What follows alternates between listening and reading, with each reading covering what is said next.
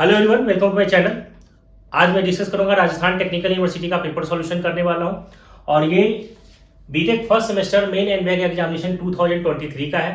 Subject है basic mechanical engineering. इसके अंदर पार्ट बी मैं आज सॉल्व करूंगा। इसके अंदर 3 पार्ट के अंदर क्वेश्चन पूछे जाते हैं, part A, part B, part C. Part A already मैंने सॉल्व कर रखा है और इसका मैं लिंक शेयर कर दूंगा डिस्क्रिप्शन बॉक्स में, आप वहां से इस वीडियो को देख सकते हैं।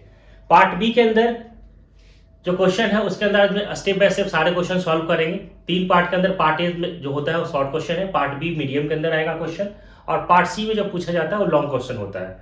पार्ट सी में नेक्स्ट वीडियो में कवर करेंगे। आज जो मैं कवर करूंगा स्टूडेंट्स, वो पार्ट बी सारे क्वेश्चन कवर करने वाला हूँ। तो आप इस वीडियो में लास्ट तक बने रहें और अभी तक हमारे चैनल को आपने सब्सक्राइब नहीं किया तो चैनल को सब्सक्राइब कर लें और बेल आइकन बटन को प्रेस कर लें। आइए हम लोग सबसे पहले क्वेश्चन देखते हैं किस तरह का क्वेश्चन पूछा गया है। इसके अंदर 7 क्वेश्चन पूछा जाता है पार्ट बी के अंदर, और 7 में से आपको 5 क्वेश्चन करना होता है और एक क्वेश्चन 4 मार्क्स का होता है। तो टोटल ये 20 मार्क्स का क्वेश्चन पार्ट बी से आता है। आइए सबसे पहले हम लोग क्वेश्चन देखते हैं कि किस तरह से आया हुआ है। क्वेश्चन नंबर फर्स्ट क्वेश्चन ये कर रहा है तो explain any one type of water tube boiler with net sketch. आपको वाटर ट्यूब बॉयलर के बारे में कोई भी एक एक्सप्लेन करना है और उसका डायग्राम लिखना है। और स्टूडेंट्स इसका मैंने वीडियो ऑलरेडी बना रखा है और बहुत सारे वाटर ट्यूब बॉयलर के अंदर बहुत सारे बॉयलर हैं, वो सारे वीडियो ऑलरेडी डला हुआ है, तो आप इस वीडियो को देख सकते हैं, मैं लिंक शेयर कर दूंगा। सेकंड क्वेश्चन कह रहा है कि explain different between 2 stroke and 4 stroke engine. 2 stroke engine और 4 स्ट्रोक इंजन में क्या डिफरेंस है, इसका भी मैंने वीडियो बना रखा है और इसका लिंक मैं शेयर कर दूंगा, इस वीडियो को आप देख सकते हैं। अब मैं बात करता हूं क्वेश्चन नंबर 3। क्वेश्चन नंबर 3 कह रहा है कि how cavitation can be eliminated by pump. Pump के अंदर कैविटेशन को हम कैसे एलिमिनेट कर सकते हैं। तो सबसे पहले हम लोग ये समझते हैं स्टूडेंट्स की कैविटेशन होता क्या है। तो इसको मैं थोड़ा सा मैं आपको समझाता हूं कि वेपर बबल्स के बारे में आप समझिए। क्वेश्चन नंबर 3 सबसे पहले समझिए कि जैसे मान लीजिए कि ये आपके पास कोई कंटेनर है और इस कंटेनर के अंदर यहां पे क्या है, वाटर फिल किया हुआ है और इसका जो टेम्परेचर है 20 डिग्री सेल्सियस एटमॉस्फेरिक प्रेशर, इसका कितना है 20 डिग्री सेल्सियस एटमॉस्फेरिक प्रेशर है। और यहां से हम लोग क्या कर रहे हैं कि हीट दे रहे हैं। जब यहां से हीट देंगे तो क्या होगा, वो जो इसके अंदर जो वाटर फिल किया हुआ धीरे धीरे गर्म होगा। गर्म होने के बाद 100 डिग्री सेल्सियस पे क्या होगा, वेपोराइज हो जाएगा। वाटर किसमें, वेपर के फॉर्म में कन्वर्ट होगा। जब इसके टेम्परेचर क्या होगा 100 डिग्री सेल्सियस, जब 100 डिग्री सेल्सियस होगा तो धीरे धीरे क्या होगा, वाटर वेपोराइज हो जाएगा और इसके वेपर के फॉर्म में ये कन्वर्ट होगा। ठीक है, ये वेपर के फॉर्म में ये कन्वर्ट हो जाएगा यहां पे। अब मैं बात करता हूं कि यहां इसका ये क्या है, ये वेपर के फॉर्म में कन्वर्ट हुआ है जब 100 डिग्री टेम्परेचर 100 डिग्री सेल्सियस होने के बाद। अब यहां पे जो प्रेशर जो लगेगा, ये इसके अंदर क्या है, वाटर है, और ये जो प्रेशर यहां पे जो लग रहा है इस सरफेस पे, इसको हम लोग बोलते हैं वेपर प्रेशर। इस प्रेशर को हम लोग कौन सा प्रेशर बोलते हैं, वेपर प्रेशर बोलते हैं, वेपर प्रेशर। अब मैं बात करता हूं कि यहां कुछ ना कुछ प्रेशर भी होगा, जो वेपर है उसका कुछ ना कुछ प्रेशर होगा। मैंने मान लिया यहां पे इसका प्रेशर कितना लग रहा है, P1 लग रहा है। और यहां एक मान लीजिए कि ये कंटेनर है और सेम यहां पे ये इसके अंदर वाटर फिल किया हुआ है और इसका जो टेम्परेचर है 20 डिग्री सेल्सियस एटमॉस्फेरिक प्रेशर है, एटमॉस्फेरिक प्रेशर है। अब यहां पे देखिए कि यहां पे 20 डिग्री एटमॉस्फेरिक प्रेशर है। अब यहां पे जनरल अगर मैं बात करूं तो इसका जब हीट देंगे तो 100 डिग्री सेल्सियस पे इवेपोराइज होगा। अगर यहां पे इसका जो प्रेशर है, जो वेपर जो यहां पे जो प्रेशर है, अगर वेपर प्रेशर अगर कम करते हैं तो यहां पे जो आपका जो बॉइलिंग जो टेम्परेचर है वो भी कम होगा। अगर जैसे मान लीजिए कि अगर धीरे धीरे कम होते होते इसका भी टेम्परेचर जो है वो कितना हो जाए, 20 डिग्री सेल्सियस हो जाए।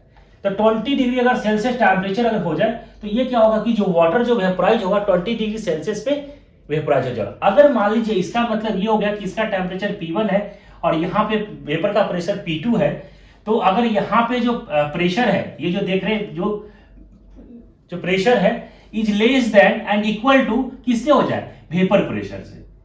वेपर प्रेशर अगर इसका जो प्रेशर है वो किससे कम हो जाए या इक्वल टू हो जाए वेपर प्रेशर से, तो यहां पे क्या होगा, जब प्रेशर अगर कम हो जाएगा तो हमारा क्या होगा, जो टेम्परेचर कम टेम्परेचर पे ही, अगर 20 डिग्री की मैं बात कर रहा हूं कि 20 डिग्री अगर धीरे धीरे अगर 20 डिग्री सेल्सियस तक इसका टेम्परेचर जाए, तो बहुत कम टेम्परेचर पे अगर 20 डिग्री एटमॉस्फेरिक प्रेशर है और इसका भी टेम्परेचर क्या हो गया 20 हो गया, तो उस कंडीशन में क्या होगा इक्वल टू हो जाएगा या इससे कम हो जाए वेपर प्रेशर से। तो यहां पे हो क्या रहा है कि जैसे ही कम होगा टेम्परेचर, तो हम लोग जब हम लोग सेंट्रीफ्यूगल पंप पढ़ते थे तो होता था कि जो लिक्विड जो फ्लो करता है, हम फ्लूइड के केस में लेते हैं, जब लिक्विड जो फ्लो करता है किसके अंदर, सक्शन पाइप के अंदर, अगर लिक्विड जो फ्लो कर रहा है उसका प्रेशर अगर कम हो जाए किससे, वेपर प्रेशर से, तो उस वहां पे क्या होता है कि वेपर बबल्स क्रिएट हो जाता है। ठीक है, और जब वेपर बबल्स इतना है ना क्रिएट हो जाता है, जैसे मान लीजिए कि ये आपके पास क्या है, ये कोई पाइप है और यहां पे वाटर फ्लो हो रहा है, क्या हो रहा है, वाटर फ्लो हो रहा है, और यहां पे लो प्रेशर है, लो प्रेशर, अगर मैं बात कर रहा हूं लो प्रेशर का, अब यहां पे लो प्रेशर हो गया, तो जब लो प्रेशर हो गया यहां पे जो प्रेशर है लो प्रेशर किससे, वेपर प्रेशर से, अगर वेपर प्रेशर से इक्वल टू हो जाए या कम हो जाए तो उस कंडीशन में क्या होगा कि यहां पे बबल्स क्रिएट हो जाएगा, और ये जो बबल्स यहां पे जो क्रिएट हो रहा है, ये जो वाटर जो लिक्विड जो फ्लो कर रहा है, लिक्विड के साथ साथ ये भी फ्लो करेगा, जो बबल्स है जो क्रिएट हुआ है, और ये बबल्स जब ये फ्लो होगा और फ्लो होने के बाद जब ये हाई प्रेशर, जब हाई, ये क्या होगा यहां जो पाइप के अंदर जब ये बबल्स जो साथ में क्या होगा ये भी फ्लो करेगा, और जब हाई प्रेशर यहां जब होगा इसके साथ क्या होगा, जो बबल्स है ये भी क्या होगा वो इसके साथ डिजोल्व हो जाएगा, जब डिजोल्व होगा तो यहां पे क्या होगा कि हाई प्रेशर क्रिएट कर देगा, और जब हाई प्रेशर क्रिएट करेगा तो इसके जो सरफेस है, जो पाइप है, पाइप के सरफेस क्या करेगा, वो कैविटी क्रिएट कर देगा, और उसी फेनोमेनन को हम लोग क्या बोलते हैं, कैविटेशन। ठीक है, तो अब हमें इसको कैसे एलिमिनेट करें, अगर हम लोग क्या करें कि जो हमारा जो प्रेशर है, जो लिक्विड के जो फ्लो हो रहा है पाइप के अंदर, इसका प्रेशर क्या करें, वेपर प्रेशर से कम ना होने दे, उससे हम ज्यादा रखेंगे तो हमारा कैविटेशन प्रॉब्लम नहीं होगा, कैविटेशन यहां पे क्रिएट होगा ही नहीं। तो हम लोग इसको एलिमिनेट करने का यही तरीका है कि इसका जो वेपर प्रेशर जो है, यहाँ पे जो प्रेशर जो हो रहा है लिक्विड के अंदर, जो लिक्विड जो फ्लो हो रहा है पाइप के अंदर, इसका प्रेशर क्या होना चाहिए, कम ना हो वेपर प्रेशर से, तो हमारा क्या होगा, कैविटेशन का प्रॉब्लम नहीं होगा। ठीक है, तो हम लोग इस तरीके से इसको क्या कर सकते हैं, एलिमिनेट कर सकते हैं। पंप के अंदर जब हम वाटर को जो फ्लो करवाते हैं तो कैविटेशन यहाँ पे क्रिएट होता है, तो जनरली हम लोग सेंट्रीफ्यूगल पंप पे ये देखा जाता है। ठीक है, अब मैं बात करता हूं students question number 4। Question number 4 के अंदर बोल रहा है describe the figure different type of belt drive, और इसका मैंने वीडियो ऑलरेडी डाल रखा है, तो आप यहां से इस वीडियो को देख सकते हैं, मैं लिंक शेयर कर दूंगा। अब मैं बात करता हूं question number 5, what is air conditioning. Air conditioning के बारे में करना है, लिखना है आपको, draw the describe different component used in it. Components कौन कौन से होता है एयर कंडीशनिंग के अंदर, उसके बारे में आपको डिस्क्राइब करना है। तो ये भी मैंने वीडियो ऑलरेडी डाल रखा है, आप इस वीडियो को देख सकते हैं, मैं लिंक शेयर कर दूंगा। अब मैं बात करता हूं क्वेश्चन नंबर 6 का, explain the various stage of heat treatment process. मैंने इसका भी वीडियो ऑलरेडी डाल रखा है और इसका भी मैं लिंक शेयर कर दूंगा, आप इस वीडियो को देख सकते हैं। अब मैं बात करता हूं क्वेश्चन नंबर 7। क्वेश्चन नंबर 7 के अंदर कर रहा है कि right short note forging and drawing. हम लोग जब कास्टिंग करते हैं तो कास्टिंग के अंदर फॉर्जिंग क्या होता है और ड्राइंग प्रोसेस क्या होता है, फॉर्जिंग प्रोसेस क्या होता है, इसके बारे में आपको लिखना है। आइए हम लोग इस क्वेश्चन को समझते हैं। क्वेश्चन नंबर 7 के अंदर ये कह रहा है कि आपका फॉर्जिंग प्रोसेस क्या होता है।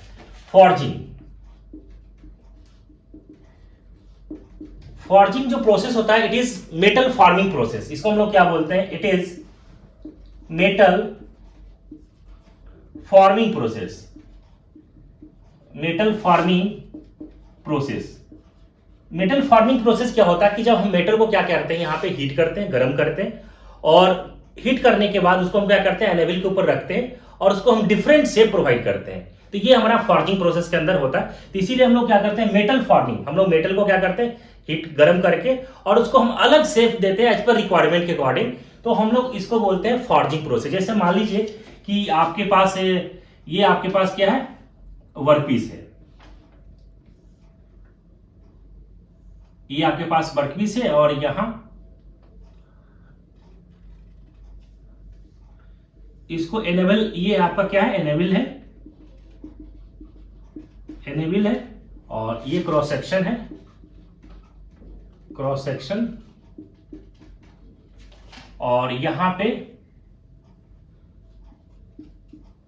प्रेस करेंगे, फोर्स अप्लाई करेंगे। ठीक है, यहां से हम लोग क्या करें, कंप्रेसिव फोर्स लगा रहे हैं। जब आप यहां से फोर्स लगाएंगे तो क्या होगा कि ये तो हमारा क्या है, वर्कपीस है और यहाँ एनेबल के ऊपर रखें और इसको हम लोग क्या करेंगे, सबसे पहले हम मेटल को हीट करेंगे, गर्म करेंगे। और मेटल को हीट कहां तक करेंगे, मेल्टिंग पॉइंट से कम करेंगे, below melting point. Melting point करने का मतलब जो मटेरियल हमारा मेल्ट ना हो जाए, उससे टेम्परेचर कम तक क्या करेंगे, उससे हमें मेल्टिंग पॉइंट से कम होना चाहिए, वहां तक हम लोग मेटल को हीट करेंगे, गर्म करेंगे। और इसको हम लोग क्या कर रहे हैं, यहाँ पे एनेबल को ऊपर रखे और ऊपर से हम लोग क्या करेंगे, कंप्रेस करेंगे। जब कंप्रेस करेंगे तो यहाँ पे क्या होगा, इसका शेप जो होगा वो अभी क्रॉस सेक्शनल एरिया जो हमें जो दिख रहा है वो इतना दिख रहा है।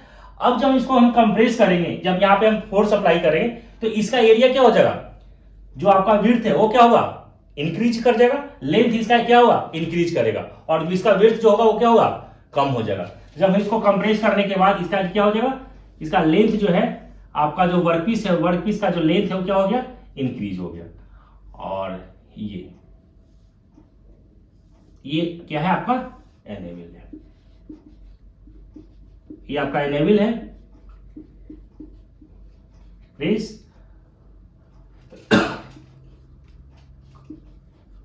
क्रॉस सेक्शन,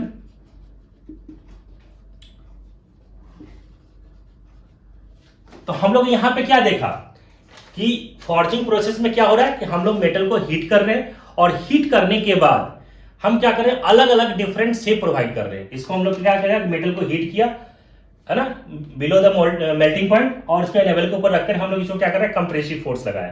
तो इसका जो एरिया जो था, क्रॉस सेक्शनल जो एरिया था वो क्या हो गया, ठीक है, लेंथ इंक्रीज हो गया और यहाँ पे इसका जो विड्थ हो गया वो कम हो गया। तो इस प्रोसेस को हम लोग बोलते हैं फॉर्जिंग प्रोसेस। अब मैं बात करता हूं ड्राइंग प्रोसेस। नेक्स्ट है इसके अंदर ड्राइंग, ये फर्स्ट पार्ट था इसके अंदर, उसमें सेकेंड है drawing. Drawing process, drawing process में क्या होता है स्टूडेंट्स कि इसमें के अंदर हम लोग क्या करते हैं, मेटल को हीट करते हैं, गर्म करते हैं, और इसका जो लेंथ है, लेंथ बढ़ाते हैं, इंक्रीज करते हैं, और इसका एरिया जो होता है, ठीक है, लेंथ तो इंक्रीज होगा लेकिन इसका विड्थ जो होगा वो कम होगा। जैसे मान लीजिए कि आपको कोई रॉड बनाते हैं या वायर बनाते हैं, तो उसमें क्या होता है कि उसका वायर का देखते हैं लेंथ बहुत बड़ा होता है और उसका डायमीटर क्या होता है, बहुत कम होता है। तो हम लोग इसमें क्या करते हैं, इसके अंदर मेटल को हीट किए और हीट करने के बाद जो हम शेप जो प्रोवाइड करते हैं उसका लेंथ तो बहुत बड़ा कर देते हैं और इसका जो एरिया जो होता है, ठीक है, वो कम कर देते हैं। अगर मैं बात करूं तो सबसे पहले हम लोग क्या करते हैं, जो भी हम बनाने वाले होते हैं या रॉड बनाए या वायर के फॉर्म में अगर करें, तो सबसे पहले हम लोग क्या करते हैं, मेटल को गर्म करते हैं। सबसे पहले पहला प्रोसेस क्या होता है कि मेटल को हम लोग क्या करते हैं कि हॉट रॉड, मेटल को हम गर्म करते हैं, ठीक है। ये प्रोसेस में हम सबसे पहले मेटल गर्म करिए। उसके बाद होता क्या है कि जब मेटल को गर्म करते हैं तो यहाँ पे मेटल को गर्म करने के बाद कुछ स्केल्स या इंप्योरिटीज जो है, स्केल या इंप्योरिटी इसके अंदर आ जाता है। गर्म करने पे होता क्या है कि यहाँ पे इंप्योरिटी होता है, तो उस कंडीशन में जब इंप्योरिटी है तो उसके अंदर से कंडीशन में हम लोग क्या करते हैं, इसको क्लीनिंग ऑपरेशन करते हैं। ठीक है, कोई भी इंप्योरिटी है, स्केल्स जो फॉर्मेशन हो रहा है उसको हम साफ करते हैं। तो इसके बाद हम लोग अगेन जो करते हैं वो क्लीनिंग करते हैं, क्लीनिंग ऑपरेशन करते हैं, इसको साफ करते हैं, ठीक है, क्लीनिंग ऑपरेशन करते हैं। जो भी हमारे पास जो स्केल जो फॉर्मेशन हुआ है उसको हम लोग क्या करते हैं, उसको साफ करेंगे। इसके बाद हम लोग क्लीनिंग करने के बाद नेक्स्ट जो हम लोग प्रोसेस करते हैं, क्लीनिंग करने के बाद हम लोग क्या करते हैं, इसको लुब्रिकेशन करते हैं। लुब्रिकेशन ऑपरेशन होता क्या है, लुब्रिकेशन ऑपरेशन यहाँ पे क्यों करना पड़ता है, हमें लुब्रिकेशन क्यों करना पड़ता है, होता क्या है कि जो हमारा जो वर्कपीस होता है, वर्कपीस का डायमीटर तो बहुत ज्यादा होता है और हमें उसके वायर के फॉर्म में करना है। तो हमारे पास जो डाई बना हुआ होता है, तो वायर जो होगा या रॉड जो होगा उसका डायमीटर क्या होगा, बहुत कम होगा। तो अगर बहुत हमारे पास वर्कपीस का जो डायमीटर है वो बहुत ज्यादा है, लेकिन जो हम जो बनाने वाले हैं, जो हम वायर के फॉर्म में जो चेंज कर रहे हैं उसका डायमीटर बहुत कम है, तो उस कंडीशन में उसके अंदर हम लोग क्या करते हैं, फिट जब करते हैं तो वो प्रॉपर तरीके से नहीं जा पाता, इसलिए हम लोग उसको क्या करते हैं, उसके ऊपर लुब्रिकेशन लगा देते हैं ताकि हमारा जो वर्कपीस है उसके अंदर इजीली चला जाए। तो हम लोग इसके अंदर ड्राइंग प्रोसेस के अंदर हम लोग क्या करें, मेटल को सबसे पहले हीट किया, गर्म किया, इसके अंदर स्केल जो फॉर्मेशन हो रहा है, कोई भी इंप्योरिटीज है तो उसको हम क्लीनिंग ऑपरेशन करते हैं, और क्लीनिंग के बाद हम लोग क्या करते हैं, उसके अंदर लुब्रिकेंट लगाते हैं, ठीक है। तो ये हम लोग इस तरह से प्रोसेस करते हैं ड्राइंग प्रोसेस के अंदर। तो अल्टीमेटली ये भी हमारा क्या है, ड्राइंग प्रोसेस भी हमारा जो है एक तरह से कहें कि आप मेटल हम लोग क्या कर रहे हैं, फार्मिंग के अंदर ही आ रहा है, फार्मिंग प्रोसेस के अंदर ही आ रहा है। ठीक है, तो हम लोग ये तो हमारा था कौन सा, फॉर्जिंग प्रोसेस, और दूसरा था हमारा ड्राइंग प्रोसेस। तो ये क्वेश्चन नंबर था ये 7। ठीक है स्टूडेंट, तो टोटल इसके अंदर 7 क्वेश्चन दिया हुआ है। आई होप स्टूडेंट्स की सारे क्वेश्चन आपको समझ में आ गया है। अगर आ गया तो हमारे चैनल को सब्सक्राइब कर ले और नोटिफिकेशन को ऑन कर ले। Thank you.